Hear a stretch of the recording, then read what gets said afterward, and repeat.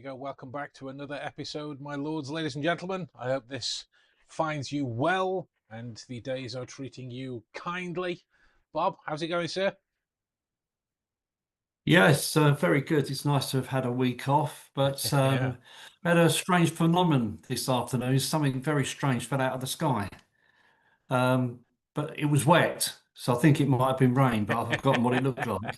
Yeah, But it's it's uh back. It's back it's sun again now. So it's been a while. It's been a hot minute. But the crops are great for it. Um, yes. I got sidetracked on the way, and then I don't know if you've seen the thumbnail that I made for it. It's how the choices run your life, but I keep reading it as how the choices ruin your life. So this, I don't know if I need to get my glasses fixed. By the by, anyway, to tonight, really, the premise is kind of connected to things that we've mentioned before with the nudge theory and choice architecture. Mm, This idea that every option you are offered was built by someone in an order with a default before you felt like you were choosing anything, right? So we're going to try and get into choice architecture, defaults, framing, uh, um, uh, even AI personalization has turned this into an individual weapon rather than a blunt societal one. But the important thing for how we handle it here is where that line sits between legitimate nudging and mm. something more manipulative, shall we say. Um, so this idea, whether it comes from the menu, the Amazon layout, the even the human resources file that you're reading, none of it's neutral. It all has a kind of ticket attached to it. Investigators will encounter it in consent forms and an interview room setup.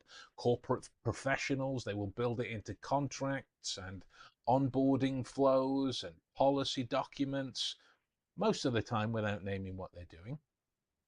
So the question to kind of start us off, Bob, is how can we make ourselves more aware of this going on so we can try and make as free of a choice within the things that we're working with and on as is possible. We'll not get too far down the Robert Zapolsky line and the nature of free will just yet, but Mm. let's stay here for a minute. What are your thoughts on that? Yeah, you're right about free will.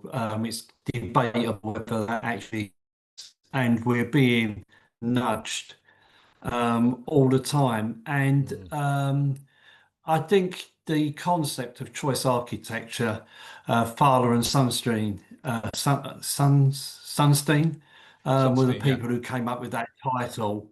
And it's more or less just become a sort of a buzzword for marketing, Mm, behavioral economics, that sort of thing.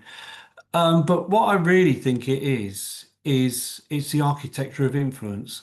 mm, Um, and in that regard, it's everywhere, isn't it? It's, yeah. basically, it's the thing that no one really mentions, especially when people are doing these online videos and reviewing other people and making decisions about them.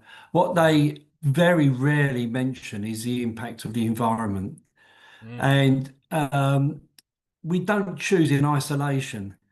And so if you can if you can manipulate for good or for bad, because it's all the same thing, it's just what you choose to use it for, mm, then you can provide the illusion of choice, even if it isn't there.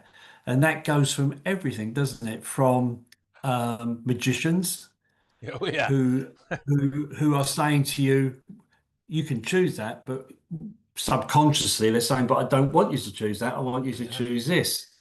And it's all to do with how they promote and how the words they use and everything when they're showing you one against the other, yeah. all the way through to like you said Amazon and everything else. And it's sort of it's architecture is a good word for it because I Mm, think it is an environment where all of the other techniques that can be used to try and influence people can sit. mm. Um, and, so scarcity sits within it, social proof sits within it. Um, and that's just what I think of it. I think I look at it when I see it and when I talk about it and think about it in the work I'm doing, using it. Obviously, I'm on the white hat side rather than the black hat side. I look at it as the environment that I'm going to use to um, facilitate the influence, whatever that may be, that I'm going to use. Massively, massively. The nudge itself is it's a responsibility for the organization of the context that you make a Mm, decision in. You know, it mm, is well, someone is always going to be occupying that role. You know, mm. the question is whether they are doing it deliberately. Hi, Dave. David's joining us from Canada. He's Hi. on YouTube. He's on YouTube at the minute, watching in. He made his choice to do that. There will have been a Yeah. context or a situation around that that led to that decision to join in. The Mm, more awareness that you have of those um, motivation points, let's call them, the more opportunity you have as an individual to mm, interact with them and try and influence some kind of control over it. So in terms of why we keep harping on about this, if you've never named who built the architecture around a decision, then you've been assuming nobody did. And somebody always did. That's how mm, decisions get made. When you think about it, someone mm. has to make the decision. Oh, you go, Yeah. okay, or the decision gets made for you. Great. Then something else, or someone else rather, is making that decision for you. Mm, And the responsibility that we have is pursuant to our roles in that particular situation. So if it is that you are leading a team of some description, whatever the particular business investigation, social group, whatever, if it is that you're leading it in some form, then you hold the driving seat in that moment towards the decisions that get mm, made. Like if you're the de facto leader of the group, the second you do the classic English, kind of putting your hands on your knees and go, right, everyone else kind of thinks, okay, it's time to go, or time to go on to the next bar, or whatever it is in that situation. These things iterate and ebb out in the same way that a lot of youngsters want to wear the football shirt of their favorite player. yeah. Or people want to run around with a Captain America shield or whatever it is. This kind of influence over the decisions that we make to do certain things in the moment. If you've ever worked out or done any exercise, but like a high intensity, whatever it is, doesn't have to be like circuits in the gym. You can go for a hike, whatever. That's pretty intense. If you're going by yourself, you want the right kind of music, or sounds, or books, or a podcast, or some kind of an accompaniment to motivate you through it. These are the elements that nudge yourself and create a Mm, responsibility towards how you make decisions in that particular moment. If you've ever tried to, I don't know, do press ups to a lullaby to try and mm. pick the most polar opposite things that I can, Yeah. it's quite a challenge. Yeah. Yeah. I when I'm thinking of anything, that's just the way my mind works, which is very strange, is I relate it to experience. And Mm, so I'll keep it short, but when I first got married back in the 80s, a big company then was called MFI. And I do believe that it was memorable because it's very similar to MI5, but it was nothing like MI5. It was a flat pack furniture company. And we moved into our first house, and we had no money basically, very little money. And we moved into this house, and the kitchen was falling apart. And so we decided we had to buy one. And so MFI, what they were very good at was the advertising. This is before social media, so it was on newspaper adverts, it was on the TV and everything. And anyone who remembers it, it didn't dawn on me at the time, but they had a perpetual sale all the Mm, time. This is before they changed legislation, I think, to outlaw that. And I can remember on a Saturday morning looking at it and it said ends today. And so we rushed down to buy it because, again, choice architecture is the vehicle, but that's yeah, scarcity. yeah, It's ending today. So yeah. we rushed down there and got it home, only to open a newspaper up the next day and it started another sale. Uh, And it was even cheaper. And so that is what mhm, I think of when I think of choice architecture. You think you've got your own, you're making your own decision, but mm, people are through social proof, because everyone shopped at MFI. They used to make a great deal about this is before Trustpilot and everything. It would be on their website, all the happy customers and how many units they'd shipped and all that. And so it must yeah, be good because everyone's doing it.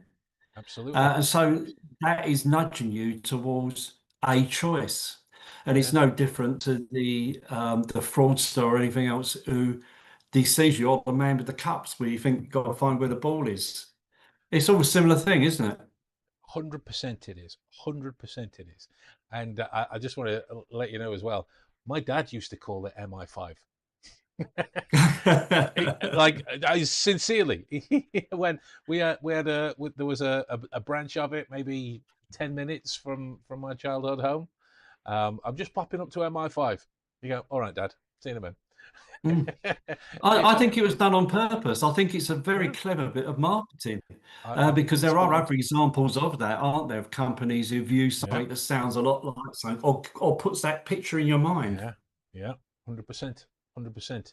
Um, but yeah, coming back to the cups and balls example, when when you the default to the decision, whatever it is never neutral. You know, No. whatever option requires no action from you is the option doing the most work on you. One of the questions I used to put to my guys in class would be, um, how many options are there in a 50-50? And at the start you get there, well, there's two. You can either go this or that. And you're like, okay, that's only if you agree to the context of the situation. No. You know, what about the choice to ask why it's being presented as a 50-50? The choice not to choose in in Mm, in that particular situation, you know? Is it a 50-50 choice around one object or two items? That type of combination. So there's plenty of other things as well. And mm, the three cups and balls, it kind of became, or rather, it may have even become a maths problem first before it became a magic yeah. thing. You're chicken and the egg. I don't know which one came first, but it was this idea that if you have one ball in one of the cup and you choose the ball, you win a prize. That type of affair. And so one, two, and three. Now, if I'm offering you the choice, I know where it is, and let's say the ball is in cup number three, and you pick number one, and I choose to show you where it is. The odds are that you are statistically more likely to select the right cup if it is that you change your mind along the way.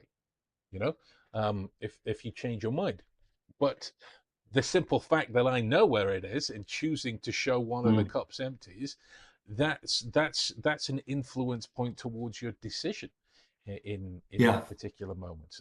And this is the same thing on um, organ donation forms and the like. Mm, Better to opt out than to opt Yeah. in to a particular Yeah. situation. And these are the when if you're listening to somebody give you an account of whatever scene that they've witnessed in that moment, and you're faced with this, you believe me, don't you idea. It's never going to come up that Mm, explicit, but it's that idea that goes underneath the surface. You believe me, don't you?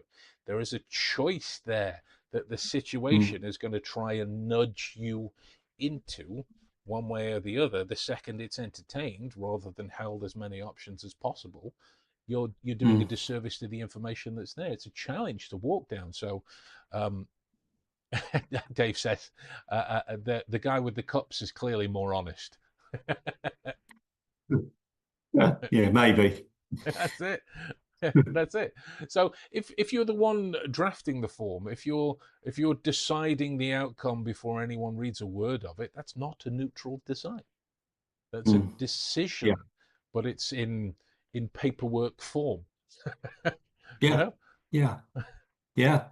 And this has been around for years, and my mind goes back to the market, and you've Mm. got the Del Boy, the Only Fools and Horses, who's selling something, and so it's first impressions is the first thing, and so they would quite often have someone in the crowd who would buy straight away.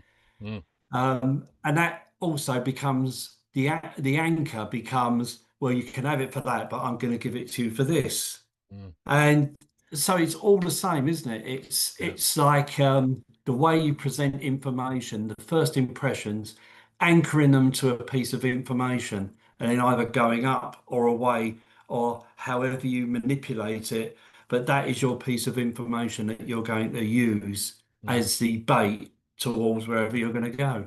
Mm. And it is very, very prevalent everywhere. Mm. Um, you see it in almost any walk of life, and um, it is it is a fact of life, I think. Mm. Um, and if we don't believe that, then you've only got the next time you go to a supermarket or go anywhere and have a look at the choices that they offer you and how they present it, um, is is a bait for you to go with the way they want you to go. So what they've got on offer, even in a coffee shop, what they've got on offer will be very prominent, Absolutely. because they want you to anchor yourself to that. But I think going back to what I said, I think the first impression is the thing that people forget about. It's because that impression will cause something in your brain. Your Mm. hippocampus will try and match that image against Mm. something positive or negative. And if it's a negative, then you're off to a bad start anyway. And framing as well, the way you frame it, 90% survival rate, which Yeah. obviously means there's a 10% mortality rate. But Exactly. if you present it the other way around, it's going to be everyone, even though it's only 10%, if you present that first, that's your anchor.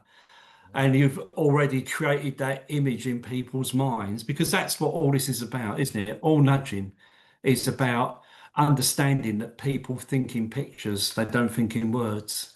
That's it. And if you can create the right pictures in people's brain, then you're halfway there, aren't you? And then it just takes the skill.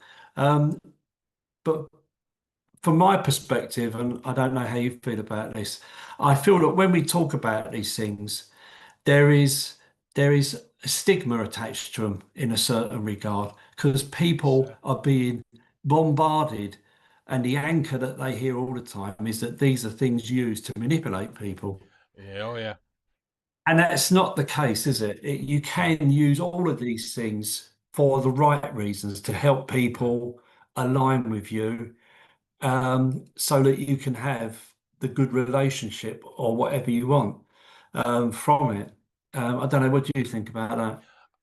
I couldn't agree more. I couldn't agree more. The first thing that popped up is a professor in Texas. His name's Sam Gosling. He wrote a lovely book called Snoop: What Your Stuff Says About You, and he speaks about this idea of behavioral residue. You know, mm, as in, if you were to see a deck of cards on a table, you as the observer might connect that to a certain idea of behavior. Rightly or wrongly, it would present information for you to explore with.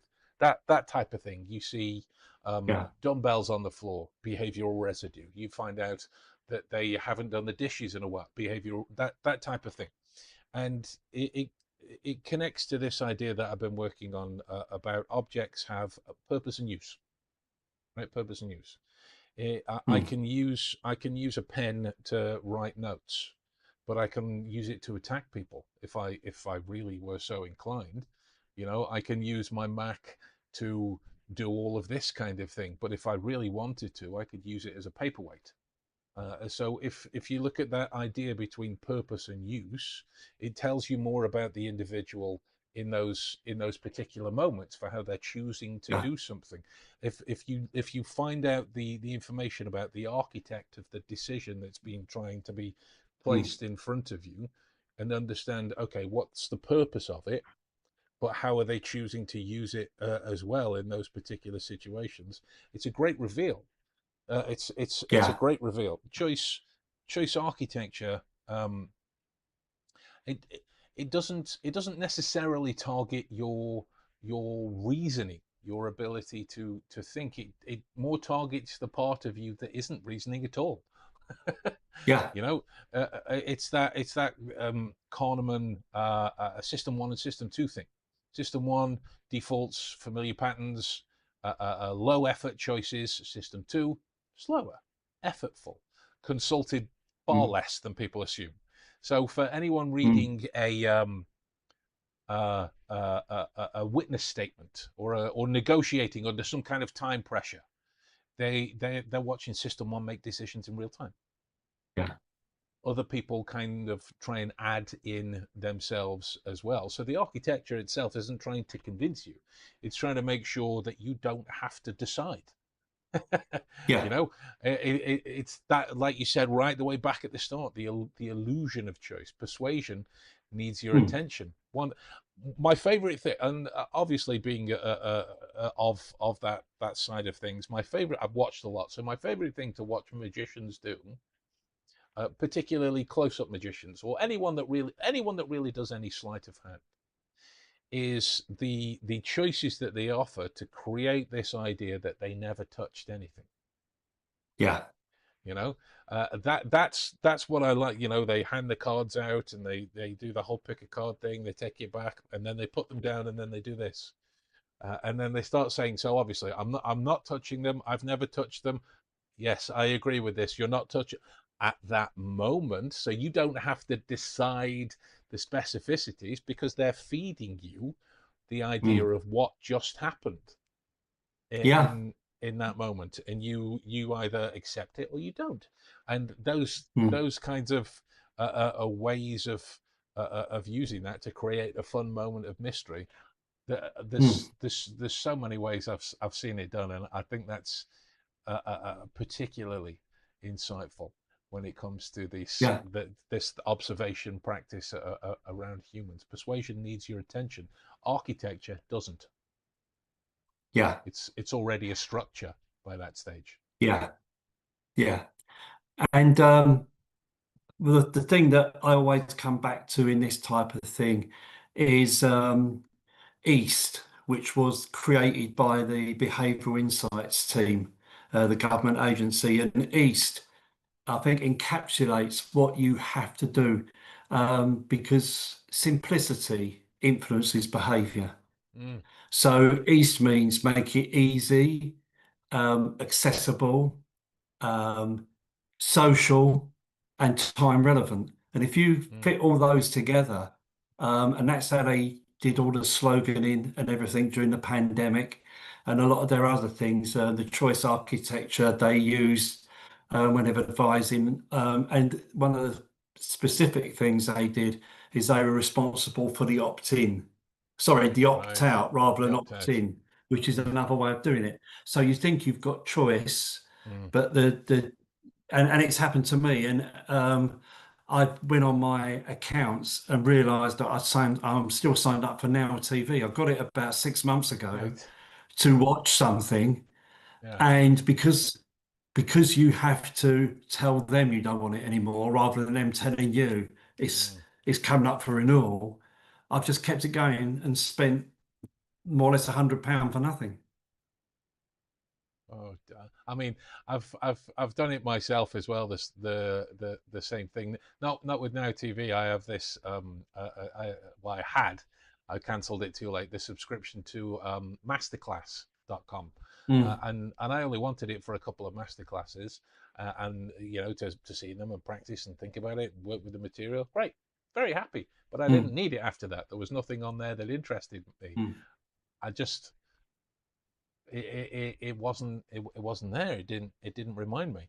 Um, Now, the thing that I want to bring up is when we as individuals were inside a choice moment that we never mm, notice. It should be time to find it. So, Sunstein's later work on sludge, as he called it, identifies the inversion of a nudge.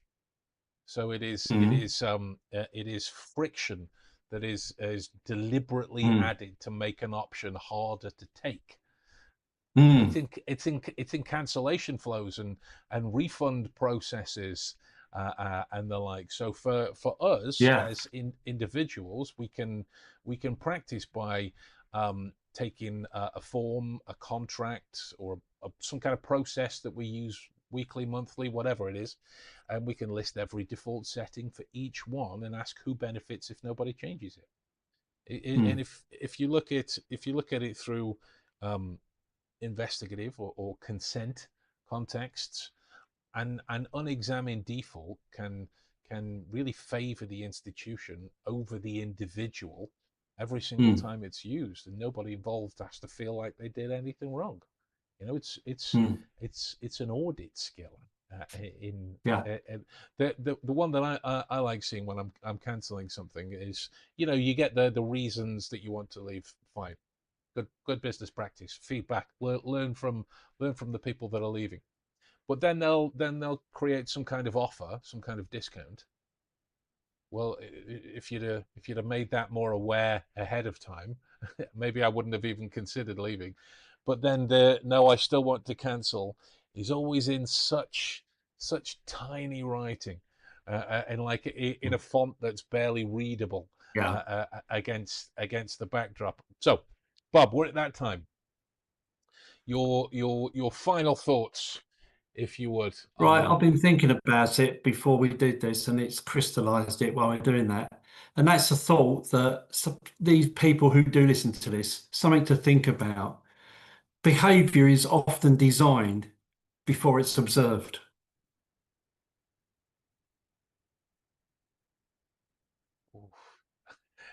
I think that one needs a minute or so to land.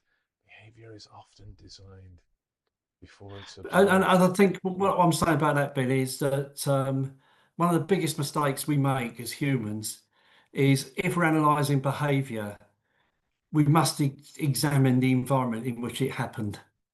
Because in lots of instances, that environment was designed before we have observed Yeah. it with an intention in place. Yeah. 100%. So that our illusion of choice is just that, an illusion. 100%. 100%. Why do we all want to whisper in doctors' offices? Is it Mm, respect? Is it personal information? Or is it just the fact that we've all been doing it in doctors' offices, waiting rooms, sorry, mm, for so long that it's just kind of become the information at that particular stage? That's wonderful. That's wonderful. I'm not going to add to that because I'm a big fan of that method. It's situational frameworks within Polar. Now, guys, if you're not subscribed to the podcast already, now is the perfect time to do it, and you have complete freedom to decide whether you do or not. It's just whether you want to make two strangers on the internet happy or not. That's mm. that's really the only decision that that lies before you. Um, but yeah, if you get anything out of these guys, as per usual, we'd love to hear from you. Obviously, it's quite clear that I think we're very passionate and we talk about this, these kinds of things ad nauseum, if we would be allowed to do so. So yeah, we'll see you very soon for another episode. Take care, guys. See you later. Bye.